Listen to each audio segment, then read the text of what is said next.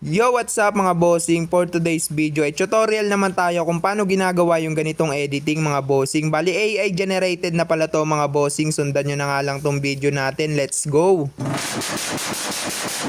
Pero bago ang lahat mga boss, sa mga hindi pa pala nakapollow dito sa Facebook page natin na Berador na F5, baka pwedeng pa-click ng follow button para updated kayo sa mga videos natin. Okay, bali ito pala si Berador na F5 mga bossing. Una nga natin gagawin mga bossing ay pupunta na nga tayo sa Google.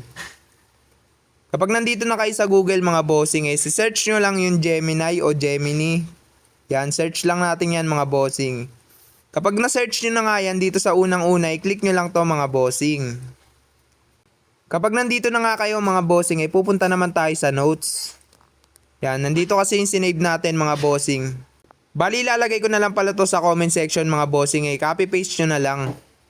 Yan, pagkatapos natin makopy mga bossing, balik ulit tayo sa may Google. Yan.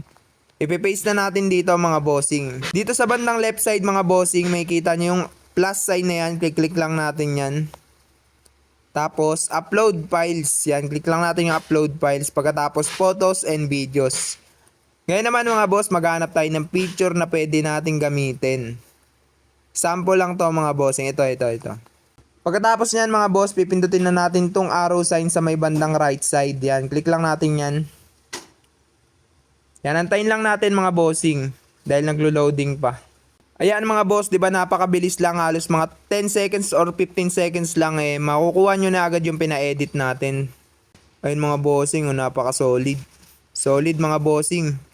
Sa mga hindi pa pala nakapollow dito sa Facebook page natin, baka pwedeng pa-click ng follow button para updated kayo sa mga videos natin. Yun lang mga boss.